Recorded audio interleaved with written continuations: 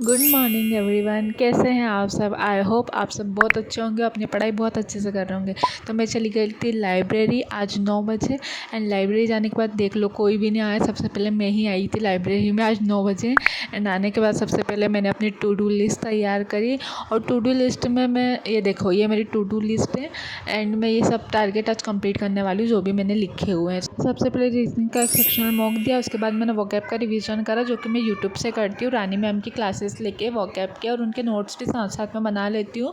और फिर रोज़ एक और क्लास करने से पहले मैं सबसे पहले नोट्स सारे रिवाइज़ कर लेती हूँ, उसके बाद मैं क्लास लेती हूँ।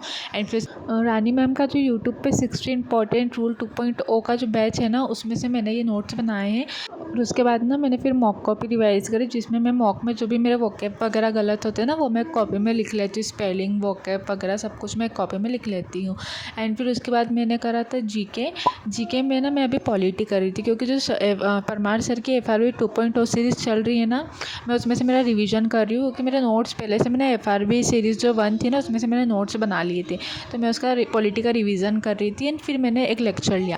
फिर रिवीजन करने के बाद ना मैंने ये जो लिटिल बॉय बुक है परमार सर की, इससे मैंने ना PYQs लगाए। और ये बुक ना मुझे बहुत अच्छी लगती है, मतलब एक टॉपिक करो फिर उसका है ना आप PYQs लगा लो।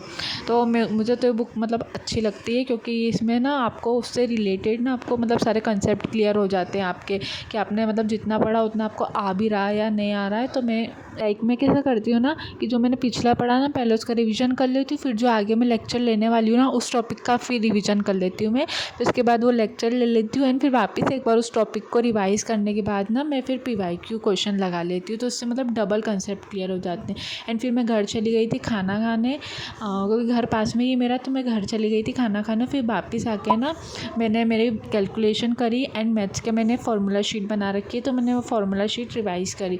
एंड फिर उसके बाद ना मैंने मैथ्स के 3 लेक्चर लिए कंपाउंड इंटरेस्ट के, जो कि मैंने बैचलर रखा उससे करती हूँ मैं। तो कंपाउंड इंटरेस्ट के मैंने 3 लेक्चर लिए एंड ये उसके नोट्स है लेक्चर के। एंड फिर उसके बाद मैंने सारे टारगेट कंप्लीट हो गए। तो आज का मेरा स्टडी आवर था 7.5 घंटे। और फिर मैं चली गई थी घर। बाय बाय, मिलते हैं नेक्स्ट ब्लॉग में।